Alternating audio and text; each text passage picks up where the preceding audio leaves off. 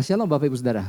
Puji Tuhan. Oke, biar setiap kita antusias untuk tangkap apa yang jadi pesan Tuhan buat kita semua. Saya Bapak Ibu Saudara, di minggu ini saya nggak tahu apakah udah nyampe di broadcast di masing-masing kita. Pesannya adalah Tuhan memahami setiap detail dari kita. Wow. Tuhan memahami setiap detail dari kita. Apa nih kira-kira yang mau Tuhan sampaikan sampai dia pesan buat saya Bapak Ibu Saudara bahwa dia paham setiap detail kita.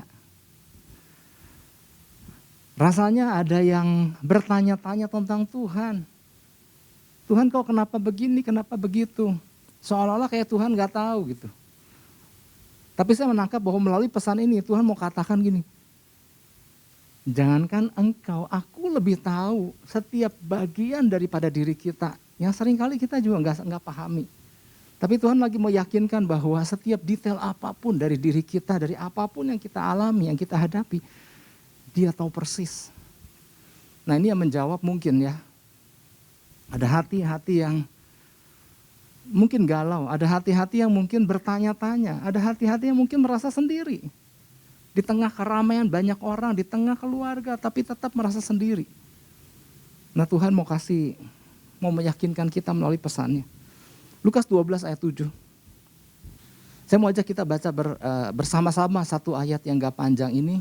1, 2, 3. Bahkan rambut kepalamu pun terhitung semuanya. Karena itu jangan takut. Karena kamu lebih berharga daripada banyak burung pipit. Mestinya kita baca dari ayat 1. Tapi nanti baca sendiri ya. Oke, saya mau ceritakan latar belakangnya kenapa Yesus sampai ngomong ini sama murid-murid. Ya. Jadi di situ dijelaskan bahwa Bapak Ibu Saudara, Yesus sebenarnya waktu itu lagi di tengah orang banyak, bahkan ribuan orang. Orang-orang yang siap mendengarkan pengajaran Yesus. Nah namanya ribuan orang berbagai kalangan. Ya. Ada murid-murid, tentunya juga ada kaum Farisi ada di situ. Nah entah secara pribadi atau gimana Yesus kasih tahu sama murid-muridnya ya, terhadap murid-muridnya secara khusus Yesus kasih tahu gini bahwa waspada terhadap ragi, yaitu kemunafikan orang Farisi. Nah secara pribadi Yesus ngomong itu sama murid-muridnya, hati-hati sama yang ragi, namanya ragi. Apa sih ragi itu? Yesus lagi bicara soal kemunafikan dari orang Farisi. Nah kenapa nih apa yang terjadi dengan orang Farisi sehingga Yesus mengatakan mereka munafik. Dan munafik ini dikatakan ragi. Kita tahu kan dulu pernah waktu malam pergantian pernah dijelaskan bahwa ragi itu setitik ragi itu mampu menguasai seluruh adonan. Nah munafik dalam pengertian di masa itu, di dalam pengertian Taurat, di dalam pengertian perjanjian lama, di situ artinya adalah memberikan standar yang jauh lebih rendah dari standar Tuhan. Jadi Tuhan punya standar. Tapi orang Farisi ini, dia sendiri juga gak bisa hidupi standar Tuhan. Orang Farisi ini hidup di bawah standar Tuhan. Tapi kemudian waktu dia mengajarkan sesuatu sama orang banyak, dia naikin standar Tuhan sama orang lain. Dan kepada diri sendiri dia katakan, aku sudah mengikuti standar Tuhan. Di mata Tuhan Yesus, di mata Yesus pada waktu itu, ya ampun, ini bahaya orang kayak begini gitu. Dia sendiri juga gak bisa, tapi dia netapkan standar yang begitu tinggi sama orang lain. Maksudnya gini, buat Yesus itu munafik. Nah orang Farisi ini kan berjalan seolah-olah lagi berjalan dalam standar Tuhan gitu. Hanya dengan aksesoris luar aja. Tapi gak menghidupi gitu. Ya. Jadi mereka dikatakan munafik karena seringkali membuat standar sendiri. Terus mereka ngomong, aku udah ngikuti standar Tuhan ya. Itu sebabnya Yesus bilang sama murid-muridnya, hati-hati nih ada kemunafikan gaya Farisi gitu. Nah di situ Yesus juga kasih tahu. Di samping Yesus memperingatkan tentang ragi kemunafikan itu, ternyata di situ Yesus juga lagi bilang, hati-hati sama orang Farisi ini. Mereka bukan sekedar ahli agama yang mereka menamakan diri mereka ahli agama. Mereka bukan sekedar itu. Mereka bukan orang yang duduk-duduk di perpustakaan istilahnya mempelajari kitab-kitab agama. Mereka bukan sekedar cuman baca-baca begitu. Di situ Yesus katakan mereka adalah orang-orang yang sangat mampu membunuh orang. Wah kita bisa bayangkan ya orang Farisi itu kayak gimana ya. Jadi dalam sejarah Yahudi, udah banyak bukti bahwa orang-orang Farisi ini bisa melakukan hal-hal yang gak disangka. Mereka bisa apa? Mereka bisa dihakimi oleh orang Farisi, mereka bisa dijatuhi orang Farisi, dijatuhi hukuman mati oleh orang Farisi. Mereka juga bisa dirajam sama batu kayak kisah Stefanus. Stefanus kan di Kisah Rasul kan dia mati karena dirajam batu. Oleh siapa? Itu oleh orang-orang Farisi itu yang menghasut orang banyak. Nah jadi gini, menurut catatan udah banyak orang mati di tangan mereka. Jadi mereka adalah orang-orang yang sangat berbahaya. Mereka punya kemampuan bahkan membunuh murid-murid Yesus. Nah ini yang Yesus kasih tahu sama murid-muridnya, hati-hati sama orang ini gitu, sama kelompok ini. Nah tapi saya nggak bicara banyak tentang orang Farisi. Saya mau tekankan, Yesus lagi menghibur murid-muridnya gini, jangan takut. Yesus mengatakan mereka untuk tidak takut sama orang yang hanya dapat membunuh tubuh. Yesus bilang takutlah sama Dia yang mampu membunuh tubuh dan memasukkan orang ke dalam neraka. Ini bicara tentang kuasa Tuhan yang luar biasa. Nah, Yesus bilang jangan takut. Sekalipun engkau hidup di tengah-tengah ancaman orang-orang Farisi yang model gitu yang siap untuk membunuh jiwamu sekalipun, jangan takut. Bapa akan lindungi, Bapa sorgawi akan lindungi kalian. Bahkan burung pipit sekalipun Tuhan pelihara. Bahkan rambut di kepalamu terhitung. Nah ini maksudnya, ini yang mau ditekankan. Ya, jadi saya perlu menceritakan latar belakang kenapa muncul ayat ini gitu. Nah jadi nggak perlu ada hal yang perlu dikhawatirkan sama murid-murid Yesus. Nah karena Tuhan sangat mengetahui keberadaan para murid melebihi apapun, maksudnya gitu. Nah ini jadi pesan Tuhan buat kita. Jadi di tengah keadaan apapun yang sedang mungkin kita hadapi, masing-masing saya nggak tahu kan, tapi Tuhan kan tahu. Di tengah keadaan apapun yang sedang kita hadapi, bahkan ancaman sekalipun, ya bicara soal ancaman kan bukan soal ada orang ngancem Pak, bukan soal itu aja kan.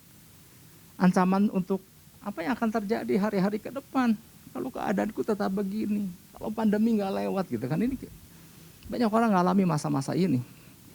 Tuhan menyatakan bahwa jangan kita jadi takut. Kalau rambut di kepala kita aja Tuhan bisa hitung dan memperhatikannya satu persatu, apalagi diri pribadi kita gitu maksudnya. Jadi pesan yang Tuhan sampaikan, Tuhan gak menekankan soal burung pipitnya meskipun saya akan nanti bahas sedikit. Tapi Tuhan menekankan bahwa lihat, rambut di kepala aja Tuhan tahu begitu detail. Nah ini yang Tuhan tekankan, yaitu bagian yang ayat 7. Bahkan rambut kepalamu pun terhitung semuanya. Siapa di sini bisa ngitung berapa jumlah rambut di kepala kita masing-masing? Enggak ada satupun dari kita yang bisa menghitung. Tapi lewat pesannya Tuhan lagi kasih tahu. Rambut di kepala kita, saya Bapak Ibu dan Saudara. Seberapa tebal, seberapa carang dan lain-lain ya. Kondisinya kan bisa berbeda satu lain. Tapi Tuhan tahu satu persatunya gitu. Jauh melebihi diri kita. Jadi artinya gini, apa yang Tuhan gak tahu tentang kita gitu. Nah ungkapan sehelai rambut mencerminkan kasih Tuhan yang begitu besar sama kita. Ini Tuhan lagi ngomong soal yang rambut yang mungkin kita gak terlalu perhatikan secara detail tentang rambut kita. Jadi Tuhan lagi kasih sebuah gambaran bahwa yang kita seringkali gak pedulikan tentang berapa jumlah dan kita nggak tahu, tapi Tuhan pedulikan gitu. Jadi ungkapan sehelai rambut mencerminkan kasih Tuhan yang begitu besar bagi kita. Jika Tuhan saja begitu peduli dengan salah satu bagian dari tubuh kita yang seringkali dianggap kurang penting, bayangkan betapa besarnya kasih Tuhan sama kita gitu. Betul sih kita nyisir dan lain-lain. Tapi kita nggak terlalu tahu banyak tentang rambut kita. Nah, jadi hal ini seharusnya menyadarkan kita bahwa hidup kita ada di dalam kendali Tuhan. Iya kan? Sesuatu yang kita nggak nyangka-nyangka aja ternyata Tuhan sangat perhatikan itu. Jadi nggak ada sesuatu yang dapat terjadi tanpa seizin Tuhan. Mau itu tumbuh, mau itu rambut jatuh, mau itu rambut rontok. Tuhan tahu banget. Dan kalau Tuhan mau jaga, dia bisa jaga itu rambut supaya jangan jatuh. Tapi kalau Tuhan izinkan itu rontok, ya itu semua dalam kendali kuasanya. kita pun gak punya kendali atas rambut itu. Nah kalau saja Tuhan begitu peduli dan bisa mengontrol salah satu bagian dari tubuh kita yang terkecil ini, bayangkan betapa besar kuasa Tuhan untuk jaga hidup kita.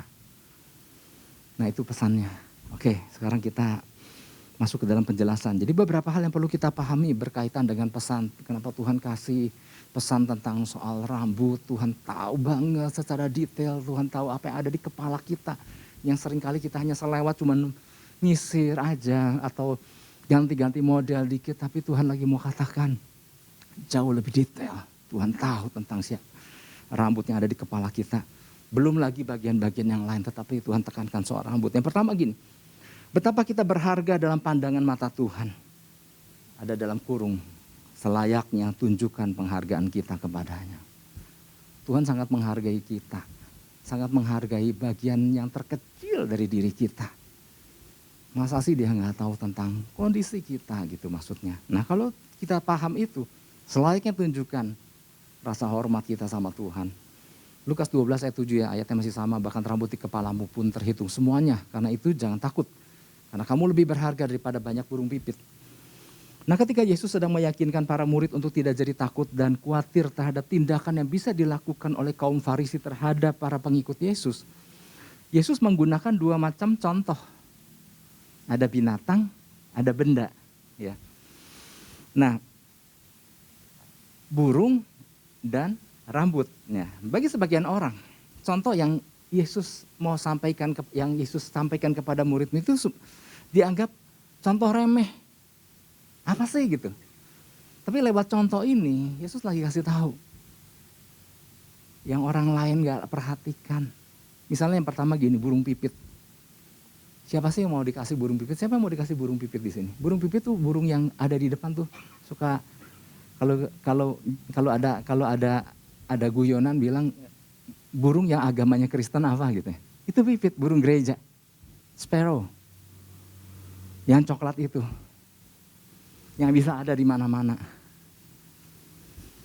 Nah, siapa yang mau dikasih burung itu gratis? Gratis pun gak mau, Pak. Udah gak ada bagus-bagusnya kan warna coklat gitu ya. Tapi Yesus lagi ngomong, jangan pikir itu burung remeh. Siapa yang pelihara mereka gitu maksudnya. Sesuatu yang orang lain anggap remeh, yang orang lain juga gak mau memiliki itu. Bahkan Alkitab mencatat ini harga murah banget. Injil Matius bilang harganya 1 ekor seduit. Seduit itu adalah koin tembaga di masa itu. Tapi dolar Amerika juga punya seduit, yaitu 1 koin tembaga yang namanya 1 sen atau disebut penny. Itu kecil banget. Injil Matius mengatakan bahwa 2 ekor dijual seduit. Murah banget. Sama koin termurah pun dapat 2 gitu. Tapi Injil Lukas mencatat harganya 5 ekor seduit. Dia lagi ngobrol juga Injil Lukas. Lebih murah lagi, kalau mau beli sama aku gitu. Enggak, saya bercanda. Injil Lukas mencatat 5 ekor seduit. Artinya gini, ini burung murah banget gitu. Tapi yang Yesus lagi mau sampaikan gini, sesuatu yang kau anggap remeh. Kenapa mereka bisa hidup berterbangan dengan begitu sehat? Karena aku pelihara, karena Bapa pelihara mereka. Bahkan di dalam Injil Matius tentang lagi Yesus menjelaskan tentang hal kekhawatiran. Yesus pakai contoh lagi burung ini. Ini burung gak menabur, burung ini gak menuai, gak nyimpan bahan di dalam lumbung. Tapi mereka dipelihara Tuhan. Tuhan kasih mereka makan. Buat sesuatu yang orang gak perhatikan, tapi ternyata Tuhan perhatikan sampai ke burung-burung pipit. Itu yang pertama ya, tentang burung yang diremehkan banyak orang. Kedua bicara soal rambut. Demikian pula rambut. Jumlahnya begitu banyak di kepala manusia, ya relatif lah ya. Tapi tetap kan gak bisa dihitung. Seringkali gak begitu dipedulikan manusia berapa helai yang tumbuh dan berapa helai yang rontok. Ya apalagi yang rambutnya tebal dan gomplok. Ya habis nyisir nyangkut banyak dulu. jadi mau curhat sedikit. Dulu saya kalau ada yang bilang ada rambut putih di kepala gitu ya. Saya nggak pergi ke cermin dan cari rambut putih. Saya gini, di mana? Di sini. Saya untel-untel ya, saya cabut. Berikut hitam-hitamnya. Karena saya pikir rambut saya banyak. Sekarang kalau orang bilang ada rambut putih di kepala, saya bilang saya ambil cermin. Yang mana? Saya gunting satu supaya jangan kena yang lain. Lagi diawet-awet gitu Bapak Ibu Saudara. Ini mukanya jangan kayak lagi ngetawain gitu juga. Tapi artinya tetap meskipun begini, meskipun mulai menipis, nggak ada yang, saya juga nggak bisa ngitung. Jumlah ada berapa rambut di kepala saya, apalagi yang gombrong. Semua hanya sibuk mungkin tentang model, tentang merapikannya gitu ya. Tetapi ternyata gini Bapak Ibu Saudara, Tuhan sangat peduli tentang detail setiap helai daripada rambut kita. Dan satu persatunya Tuhan tahu jumlahnya. Yesus mengatakan bahwa sekalipun tidak diperhatikan oleh pemilik rambut, namun rambut berada dalam perhatian mata Tuhan. Ternyata apa yang kita nggak sangka, buat Tuhan dia tahu persis bagian-bagian yang terkecil sekalipun. Jadi apabila burung pipit dan rambut aja dijadikan contoh dua hal yang berharga yang dipelihara Tuhan, apalagi diri pribadi kita sebagai umat Tuhan. Nah pertanyaannya gini, apakah kita menyadari atau enggak bahwa Tuhan sangat memperhatikan setiap detail daripada diri kita. Tuhan mau kita menyadari hal ini dan menghargai Tuhan sebagaimana seharusnya sebagai pribadi yang berharga di mata dia. Jadi di poin ini ada gini, kalau Tuhan begitu menghargai diri kita sampai di bagian terkecil pun Tuhan pelihara dengan dahsyat. Apakah kita nyadari enggak ini? Bahwa itu adalah pemeliharaan Tuhan sehingga apakah kita balik menghargai Tuhan? Apakah kita juga mau menghargai diri kita? Berapa sih jumlah rambut? Diperlukan teknologi yang canggih Bapak Ibu Saudara untuk menghitung berapa tepatnya jumlah rambut di kepala seseorang. Ya kalau random sih bisa ya, ambil contoh berapa sentimeter persegi, udah gitu kali berapa luas, kurang lebih diketahui berapa jumlah rambut. Tapi tetap nggak bisa persis tahu. Tapi gini Bapak Ibu Saudara, secanggih-canggihnya teknologi, mereka hanya mampu menghitung jumlahnya. Tapi yang luar biasa, nah ini nih, bahkan rambut kepalamu pun terhitung semuanya. Yesus bukan cuma mengatakan kepada murid-murid bahwa jumlah rambut kita dapat diketahui, ya lah kalau cuma sekedar diketahui jumlahnya, mesin pun bisa, teknologi pun bisa mencari tahu berapa tepatnya jumlah rambut di kepala kita. Tetapi kata terhitung ini aritmeo. Ya kalau kita pernah mendengar aritmatika, kalau kata terhitung aritmeo ini bukan sekedar diterjemahkan dalam hal jumlah aja. Nah ini yang luar biasa, ini yang membuat kita terkagum-kagum. Ternyata kata aritmeo ini mengandung arti gini, setiap helai ini Tuhan kasih nomor. Jadi bukan Tuhan bisa menghitung berapa jumlahnya. Setiap helai ini Tuhan kasih nomor identifikasi. Wow, ini luar biasa. Tuhan identifikasi satu persatu, lalu istilahnya nih berdasarkan kata ini, aritmeo ini, Tuhan memberikan nomor identifikasi buat setiap lembarnya. Jadi setiap lembar rambut ini Tuhan catat. Nah kalau bicara setiap lembar dikasih nomor, kira-kira ini artinya benda ini benda biasa atau benda berharga Bapak Ibu? Apa sih yang suka dikasih nomor, seri? Kendaraan, nomor mesin, nomor rangka. Kenapa? Sesuatu yang berharga. Kalau ibu-ibu punya tas tertentu ada nomor seri. Dompet-dompet tertentu, merek-merek tertentu itu ada nomor serinya. Kenapa? Karena bernilai. Dan dibuat satu persatu sesuai nomor serinya. Kalau ada Bapak Ibu Saudara pakai kacamata merek tertentu, itu ada nomor serinya. Artinya apa? Artinya bernilai. Nggak dibikin sembarangan. Semua tercatat. Ternyata helai demi helai dari rambut kita, kata aritmeo mengandung arti, semua ada nomor serinya. Saudara kalau satu kata terhitung ini aja kita renungkan, kita pahami, mestinya kita terkagum-kagum sama Tuhan. Ketika kita nyisir ada yang lepas, nyangkut di sisir, apa yang ada jatuh di lantai. Ya ampun, Tuhan nomor seri berapa ini yang jatuh gitu. Tapi Tuhan tahu nomor mana yang jatuh, nomor mana yang masih kuat nempel. Jadi artinya gini, Tuhan mau kita yuk belajar menghargai. Umat Tuhan seharusnya mengerti hal ini betapa Bapa Sorgawi mencintai kita. Tahukah kita bahwa sedemikian berharganya nilai kita ini? Jadi gini, rambut aja Tuhan nilai begitu berharga sampai dikasih nomor seri, apalagi diri kita. Itulah sebabnya untuk membebaskan kita dari belenggu dosa, Bapa Sorgawi perlu turun ke dunia mengambil rupa manusia untuk tebus itu. Karena kita tuh berharga, karena kita tuh bernilai. Sampai perlu nyawa dikorbankan di kayu salib. Sehingga dia rela melepaskan kealahannya dan jadi serupa dengan manusia, disiksa untuk tebus kita. Kita tuh begitu berharga. Jangankan kita, ini rambut aja berharga di mata Tuhan.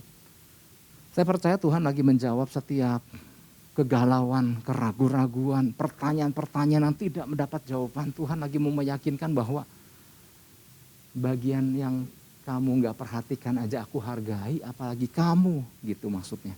Wow. Nah jika kita, oleh sebab itu berdasarkan poin yang pertama ini, Tuhan mau gini. Apa dong respon kita kalau kita ternyata tahu bahwa Tuhan begitu menghargai kita. Nah Tuhan mau selayaknya kita kasih penghargaan terhadap diri kita. Tuhan mau kita kasih penghargaan cara menanggapi Tuhan yang dahsyat itu. Karena gini Bapak Ibu Saudara, ketika orang kehilangan rasa penghargaan kepada Tuhan atas hasil ciptaan Tuhan, maka waktu mereka menjalani kehidupan, mereka orang-orang yang gak tahu menghargai, akhirnya gak ngalami apa-apa. Wow, jadi gini, jika kita hidup dalam pengetahuan akan betapa berharganya kita, betapa besarnya kasih Bapa sama kita, maka hidup kita pasti penuh dengan yang namanya hal-hal dahsyat dari Tuhan. Kalau kita tahu menghargai. Seringkali kan banyak orang percaya yang taunya menuntut. Mengapa Tuhan? Mana Tuhan? Kapan Tuhan? Nah tapi kalau hari ini Tuhan ingatkan bahwa betapa kita begitu berharga. Nah kalau kita responi dengan sikap kita, maka di situ barulah berkat yang luar biasa. Jadi ada istilah supernatural blessings kita terima. Favor yang luar biasa, yang dikatakan highly favor kita ngalami. Dan kasihnya yang dalam kita alami. Karena gini, ada istilah gini, good things happens to those who believe God loves them. Apa sih? Maksudnya gini, semua hal yang baik akan terjadi kepada orang yang percaya bahwa Tuhan mengasihi dan menghargai mereka. Kita baru bisa menikmati segala berkatnya kalau kita tahu menghargai betapa Tuhan menciptakan kita dahsyat dan Tuhan punya rencana atas kehidupan kita. Kalau orang yang gak peduli tentang keberadaan dirinya dan taunya menuntut, maka dia gak pernah mengalami hal-hal yang dahsyat dari Tuhan. Jadi sesuatu yang dahsyat itu hanya dialami oleh mereka tahu menghargai tentang kasih Tuhan yang luar biasa pada dirinya. Nah, bagian kita adalah gini, Tuhan mau tunjukkan penghargaan kita sama Tuhan dengan meresponi kasihnya dan mulailah berjalan dalam keintiman dengan dia. Karena kita baru menyadari kan lewat pesannya bahwa ternyata rambut aja dia begitu perhatikan dengan dahsyat. Terlebih diri kita. Nah kalau kita tahu itu, mulailah berjalan dengan keintiman.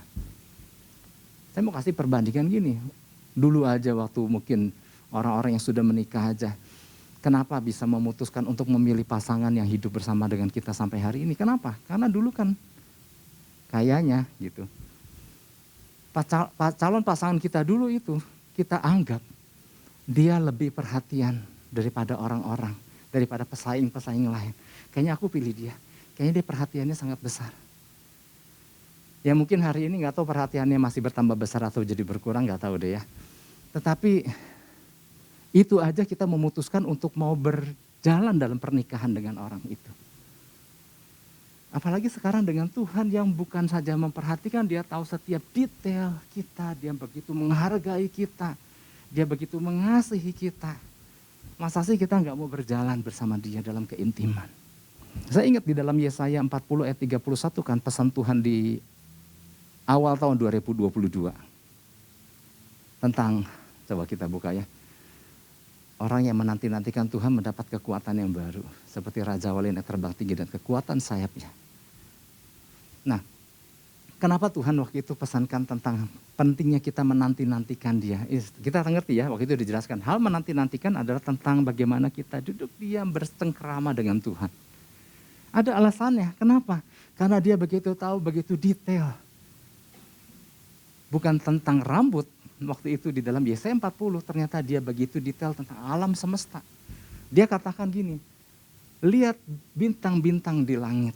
Ya, itu di dalam Yesaya 40 ayat 26. Yang Yesaya 40 ayat 31 ini kan tahu ya tentang menanti-nantikan Tuhan. Sekarang kita buka Yesaya 40 ayat 26. Di situ dikatakan gini. Arahkanlah matamu ke langit dan lihatlah siapa yang menciptakan semua bintang itu dan menyuruh segenap tentara mereka keluar sambil memanggil nama mereka sekaliannya. Satu pun tiada yang tidak hadir oleh sebab ia maha kuasa dan maha kuat. Yesaya 40 ayat 26, di ayat 31-nya Tuhan suruh kita datang menanti-nantikan karena kita punya Allah yang dahsyat yang begitu detail, yang tahu bukan cuma soal rambut di kepala tetapi setiap bintang yang ada yang kita lihat di langit yang seringkali kita abaikan. Malam banyak bintang-bintang di langit, kita kan udah gak pernah terkagum-kagum lagi kan. Ya karena memang kita anggap udah biasa, malam ada penuh bintang. Tapi ternyata Tuhan lagi mengingatkan setiap bintang yang kita lihat itu semua ada namanya. Semua terregistrasi, semua ada nomor PIN-nya di mata Tuhan. Artinya lagi menunjukkan betapa dahsyatnya Tuhan kita. Bicara soal rambut, ada nomor PIN. Artinya apa yang Tuhan gak tahu tentang kita. Selayaknya kita datang mendekat. Kita kasih penghargaan, berjalan dalam keintiman sehingga kita bisa menikmati segala yang baik daripada Dia. Itu yang pertama. Jadi yang pertama adalah tentang betapa kita berharga dalam pandangan mata Tuhan. Soal penghargaan Tuhan sama kita. Selayaknya tunjukkan penghargaan kita kepadanya. Itu yang pertama. Yang kedua adalah gini. Betapa detail Tuhan bekerja atas setiap bagian dalam diri kita. Selayaknya, ada kalimat lanjutan tapi saya dikasih kurung. Selayaknya kita kagum dan hidup tanpa kekhawatiran. Kalau Dia tahu setiap detail daripada kehidupan kita, apa yang mesti dikhawatirkan gitu. Ayatnya sama, Lukas 12 ayat 7, ya udah gak usah dibaca lagi ya, bahkan rambut kepalamu terhitung semuanya. Nah oke, lanjut. Untuk menunjukkan bahwa Tuhan pencipta kita ini sangat intim terlibat dengan ciptaannya, Yesus mengatakan bahwa jumlah rambut di kepala kita semua terhitung dengan baik. Ya, lagi-lagi ngomong soal rambut kan, memang karena pesannya kan soal rambut. Ini berarti tidak ada detail yang terlalu kecil yang lolos dari perhatian Tuhan. Nggak ada perubahan yang luput dari matanya yang memperhatikan dan mengasihi. Jadi artinya Tuhan kita ini begitu luar biasa, begitu agung hingga Dia sanggup memperhatikan setiap bagian dari hidup kita secara nggak terhingga. Bahkan sampai detail kecil sekalipun dalam hidup kita. Kadang-kadang kita nggak tahu berapa lembar yang rontok, berapa lembar yang jatuh, berapa lembar yang tumbuh. Tapi kalau bicara soal pengetahuan tentang rambut, nah ini kan kita kan nggak pernah, saya nggak tahu ya, ada yang belajar tentang kulit dan rambut. Tapi ketika saya memperhatikan lebih rinci lagi tentang rambut tuh dari mana sih gitu ya, kan rambut tuh begitu indah kan, bisa di model-model gitu ya. Ternyata Bapak Ibu Saudara, rambut yang kita lihat sebenarnya ini adalah protein yang mati. Jadi serem ya, ini teh protein yang mati. Tapi bisa di model-model gitu. Protein yang mati ini ada di dalam folikel. Folikel tuh tempat si wadah rambut kan ada pori-pori nih. Nah itu tuh di setiap pori-pori lubang-lubang rambut tuh disebutnya folikel. Nah satu folikel itu bisa tumbuh sekian puluh rambut di satu wadah pori di rambut. Di dalam satu tubuh manusia, satu tubuh kan, karena yang ada folikel kan bukan di kepala aja kan, ini di alis juga kan ada, ini di tangan juga ada, di bagian-bagian sampai ke kaki juga ada folikel, kurang lebih ada 5 juta folikel di dalam tubuh manusia. Nah satu folikel itu bisa menumbuhkan sekian banyak rambut. Nah yang di kepala kita kurang lebih 100.000 folikel, tapi dalam satu folikelnya bisa muncul sekian jumlah rambut. Nah rambut itu hasil dari protein-protein yang mati, keluar hitam-hitam begitu, keluar panjang-panjang. Sebetulnya serem juga ya kalau oh ya ampun ini barang-barang mati ini keluar dari sini gitu. Tetapi ini yang luar biasanya Tuhan. Jadi gini, bayangkan Tuhan kita dengan begitu detail melakukan semuanya ini buat kita. Jadi setiap rambut, setiap helai yang ada di dalam folikel tuh ada masa berlakunya. Ini kan tumbuh kan sehari sekian mili tumbuh atau sekian berapa lah ya, masing-masing beda-beda lah. Tanya Tuhan, Tuhan lebih tahu. Setiap helai rambut tuh tumbuh, nanti ada masanya nih. Setelah sekian lama si satu helai ini nanti putus. Nah si folikel istirahat sebentar, sekian bulan. Nah nanti dia akan muncul lagi, yang seger lagi. Yang baru maksudnya. Dan kita nggak pernah tahu kan detail proses tumbuhnya rambut di atas kepala atau di tubuh kita. Artinya kita punya Tuhan yang ngatur itu semua. Ngatur si folikel-folikel yang mungkin sebagian dari kita yang baru tahu ada namanya folikel gitu ya. Tapi Tuhan kita tahu banget dan dia atur semua. Ada yang rontok kemudian satu kali diizinkan tumbuh lagi. Ada yang udah rontok kata Tuhan ya udah enggak dulu gitu ya. Itu semua Tuhan yang atur. Kalau Tuhan mau jaga, mau ditarik juga putus-putus, Tuhan bisa jaga semua itu. Tapi Tuhan juga bisa izinkan itu terlepas. Semua dalam kendali Tuhan dan Tuhan atur dengan begitu detail. Nah apa yang membuat seorang pemazmur Daud begitu terkagum-kagum sama Tuhan dan dia sangat kenal Tuhan. Karena ternyata gini, pemazmur Daud juga orang yang memperhatikan dengan begitu detail setiap rinci yang orang lain nggak mau, orang lain nggak peduli. Mazmur 139 kan bagaimana Daud menghargai, ya ampun, 139 ayat 14. Dia sampai terkagum sama Tuhan karena dia diciptakan begitu dahsyat.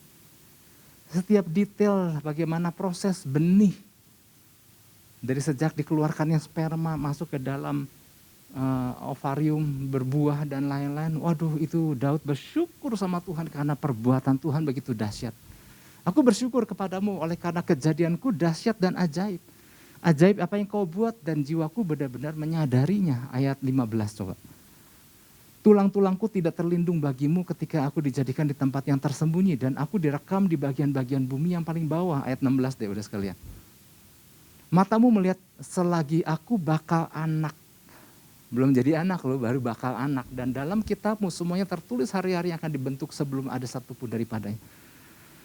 Orang yang mengagumi karya Tuhan dengan begitu detail adalah orang yang akhirnya dia begitu dekat sama Tuhan. Karena dia tahu cara Tuhan memproses sehingga terjadinya bakal anak. Orang yang mengagumi Tuhan gara-gara Tuhan berbicara soal rambut dengan begitu detail, harusnya membuat kita terkagum-kagum. Harusnya membuat kita dekat sama Tuhan. Itu yang ya itu satu hal membuat kita sebetulnya terkagum-kagum. Tapi artinya gini, di tengah kegalauan apapun yang sedang kita hadapi. Aduh Tuhan tahu nggak ya apa yang aku hadapi? Saya mau katakan gini, yang rinci yang kita sering kali abaikan tentang rambut, tentang janin, tentang apapun Tuhan tahu gitu. Apa sih yang dia nggak tahu tentang apa yang sedang kita hadapi ini saat ini? Ya, saya nggak tahu ya masing-masing setiap kita, tapi Tuhan saya mau katakan Tuhan tahu banget. Lewat pesannya Tuhan bilang Tuhan tahu banget. Itulah sebabnya nggak ada alasan untuk jadi khawatir.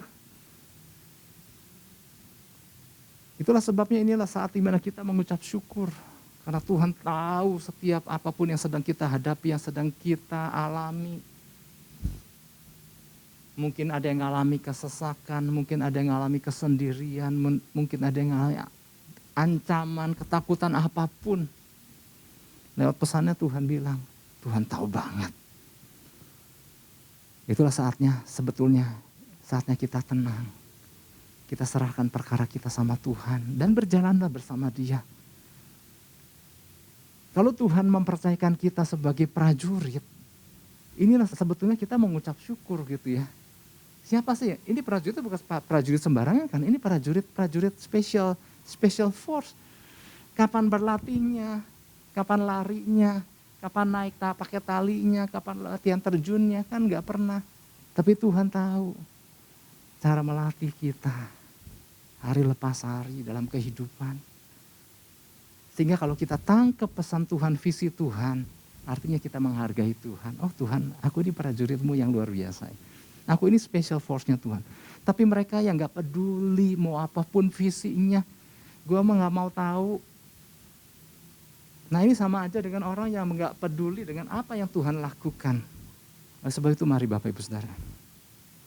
Saya mau tutup dengan ini. Seringkali kita berada dalam kondisi kecemasan. Mungkin kita ada dalam kondisi ketakutan. Bahkan merasa ditinggalkan. Nggak ada satupun yang peduli. Melalui pesan ini Tuhan mau mengatakan bahwa ia selalu ada buat kita, katakan amin. Ia tahu setiap detail dari kita dan kehidupan kita lebih daripada diri kita sendiri. Tuhan mau kita menyadari bahwa kalau Tuhan begitu menghargai kita, mari ini saatnya kita hargai Tuhan lebih lagi. Sadari karya Tuhan yang begitu dahsyat. Nggak ada alasan buat takut. Apapun yang kita hadapi, Tuhan jauh lebih tahu daripada kita. Yang ngerti katakan amin dan beri tepuk tangan buat Tuhan Yesus. Haleluya.